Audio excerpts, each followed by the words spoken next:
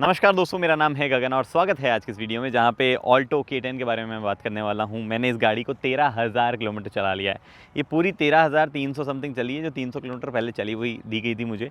लगभग 4.5 महीने तक इसको रखा है और अपने पैसे से फ्यूल भरवा के पता नहीं कहाँ चलाया। मतलब हाईवे पे, गाँव की सड़कों पे, अच्छी सड़कों पे, ख़राब सड़कों पे, सिटी में सबसे ज़्यादा चली आई गेस। ये मैं जयपुर में जब भी लेके निकलता था मेरे को इसी से जाना पसंद होता था, छोटी कार इस वजह से।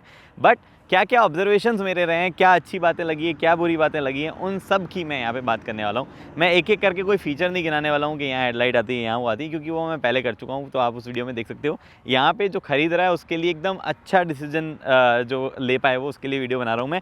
और साथ ही में मैं कोशिश करूँगा कि आपको वो बता पाऊँ जो पहली बार में गाड़ी चलाने पर नहीं पता चलता है, या 500-700 किलोमीटर में नहीं पता चलता है। चलिए, सबसे पहले तो गाड़ी के ओवरऑल लुक्स और डिज़ाइन की बात कर लेते हैं। कई लोग इस गाड़ी को सिलेरियो समझ लेते हैं। मैंने पिछले 3-4 महीनों में ऑब्जर्व किया है, पता नहीं क्यों समझते हैं वो। हो सकता है शायद सिलेरियो करंट वाली ऐसी दिखती है काफ़ी हद तक उस वजह से, या फिर ये थोड़ी सी बड़ी हो गई है कुछ तरीके से। ऑल्टो जितनी क्लोजनेस नहीं, मतलब जितनी ऑल्टो पहले दिखती थी वैसे ही नहीं दिखती है कई एंगल से। बट कई लोगों को छोटी लगती है पुरानी ऑल्टो के मुकाबले, जो कि एक्चुअली सच नहीं है। हो सकता है वो गाड़ी थोड़ी सी बनावट इस तरीके से, थोड़ी ऊंची सी बनावट जो है जिस वजह से की गई है, वो एक कारण हो सकता है कि लोगों को छोटी लगती है, बट ये छोटी नहीं हुई है।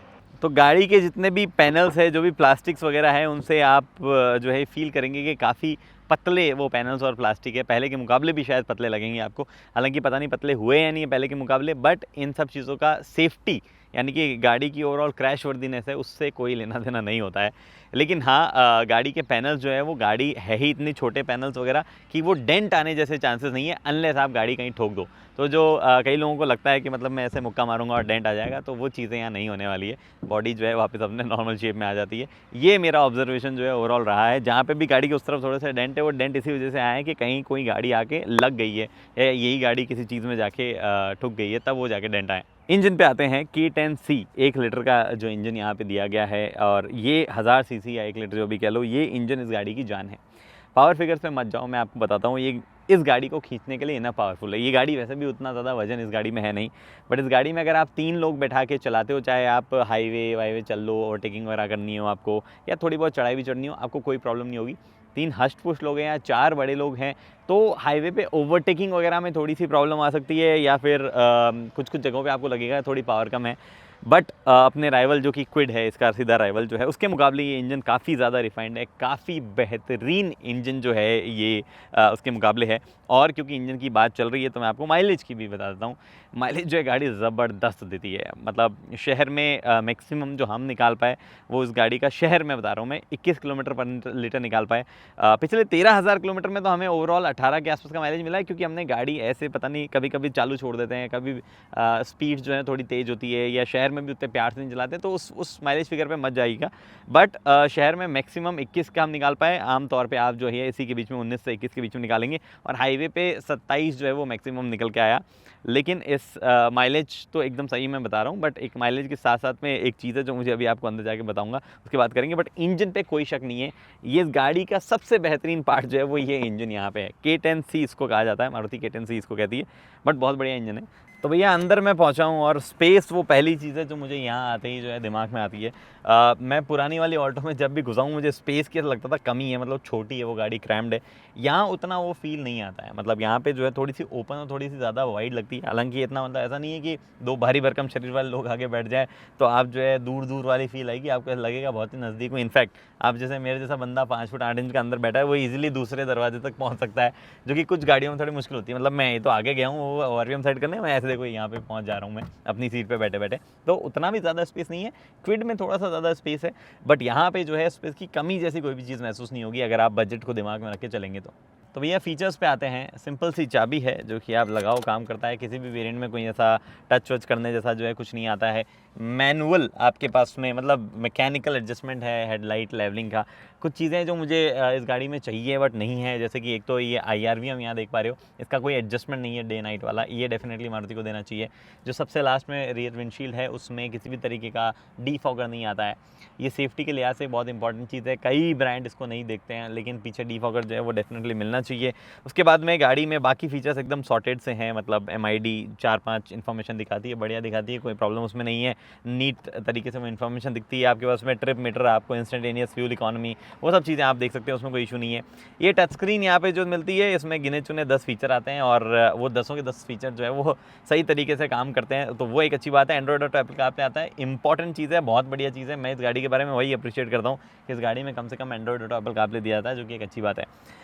जो भी फीचर दिए गए हैं वो सही तरीके से काम करते हैं, मतलब ऐसा कुछ उसमें झोल या ऐसी कोई चीज़ नहीं है। बट आई थिंक इस प्राइस पे 3 चीज़ें आ जानी चाहिए थी, ये IRVM वाला कंट्रोल, और ये आप मतलब कह सकते हो कि इलेक्ट्रिक एडजस्टमेंट जो है, ये मिरर के जो हैं ये आने चाहिए थे।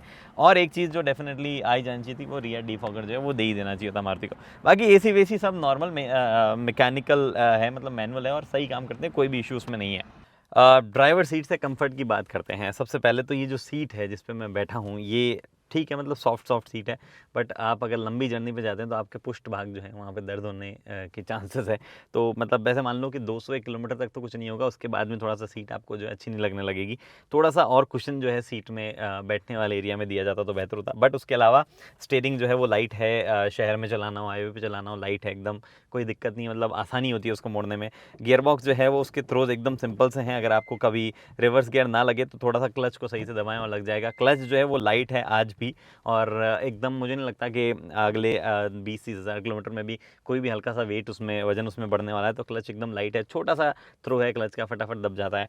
तो चलाने वालाने के आसानी के मामले में तो गाड़ी बहुत बढ़िया है। हर एक चीज़ रीच में भी ऐसे पकड़ पहुंच जाते हो। जो सबसे दूरी वाली चीज़ है वो उधर वाला ORVM ही है, और वो इलेक्ट्रिक दे दे तो ठीक था, बट नहीं भी दिया तो आप जो है एक बार एडजस्ट कर दो, आपका काम जो है वहाँ पे हो जाता है। बट चलाने के मामले में मुझे जो ओवरऑल एकदम सॉर्टेड लगी, मतलब एकदम आसानी है इस गाड़ी को चलाने में। थोड़ा बस सीट का ध्यान रख लेते तो मज़ा आ जाता। एक चीज़ जो मैं आपको पहले बता रहा था वो ये थी कि MID जो है उस पर स्पीड गलत दिखाता है। मतलब अगर आप 100 की स्पीड पे चल रहे हो तो मान के चलो असल में आप जो है 93 ऐसा कुछ ही चल रहे होंगे, यहाँ पे 100 दिखाएगा, वो अलग बात है। तो वो थोड़ा सा कैलकुलेशन वाली गड़बड़ जो है मुझे यहाँ पे लगी, पता नहीं क्यों है वो यहाँ पे, मतलब इस पर्टिकुलर गाड़ी के साथ तो मैंने ऑब्जर्व की है। सस्पेंशन जो है वो लाजवाब है इस गाड़ी के, ऐसे नहीं टेस्ट किए हैं हमने, अच्छे खासे चला के जो है टेस्ट किए हैं। काफ़ी बढ़िया सस्पेंशन सेटअप है, मुझे लगता है इस बजट में बहुत ही बढ़िया। अपने जो आम भारतीय सड़कों पे गड्ढे होते हैं उनको बहुत अच्छे से लेती है, ना तो आवाज़ आती है गाड़ी सस्पेंशन पे से, ना ही गड्ढे उतने ज़्यादा अंदर आते हैं। अब आप इसको जो है कोई 10-12 लाख की गाड़ी से कंपेयर मत करिएगा, लेकिन क्विड वगैरह जो है उससे कंपेयर करोगे सस्पेंशन बहुत अच्छे हैं। एक प्रॉब्लम है, गाड़ी के सस्पेंशन थोड़े सॉफ्ट है, तो जब आप पीछे 2 लोग बैठे होंगे यहाँ पे रियर में, तो गाड़ी जो है वो आगे से फिर थोड़ी सी उछलने लग जाती है। फिर वहाँ आपको लगता है कि सस्पेंशन जो है उतने बढ़िया नहीं है, आवाज़ वगैरह जैसे कुछ आ रही है सस्पेंशन से, तो वो थोड़ा सा है। ये गाड़ी के वज़न कम होने की वजह से है, क्योंकि मतलब बेसिकली 4 बंदे अगर हष्ट-पुष्ट बैठ जाएँ, लेट्स से कि 100-100 किलो की 4 बंदे बैठ जाएँ, तो गाड़ी बेचारी जो है खुद ही 600-700 किलो की है, तो वज़न थोड़ा सा इधर-उधर गड़बड़ा जाता है। तो उस वजह से जो है वो सस्पेंशन थोड़े वहाँ जाके गड़बड़ लगने लगते हैं। तो भैया रियर सीट यानी कि पिछली सीट पे आते हैं। पिछली सीट जो है ये आगे वाली मेरे हिसाब से एडजस्टमेंट है, और बढ़िया स्पेस है भाई, यहाँ पे कोई भी दिक्कत नहीं है। ये थोड़ी सी ऊंची है, जो कि एक्चुअली काम की चीज़ है, ऊंची होना इसका, थोड़ा सा थाई सपोर्ट वगैरह मिल जाता है। बट ऐसा नहीं है कि कोई लॉन्ग राइड पे जाओगे तो आपको बहुत बढ़िया कुछ कंफर्टेबल मामला मिलने वाला है, वो नहीं होने वाला है। 2 बड़े लोग इस पर आराम से बैठेंगे, बीच में एक छोटा बच्चा फंसाना चाहे तो फंसा सकते हैं, 3 बड़े लोग तो यहाँ नहीं बैठ सकते किसी भी हाल में।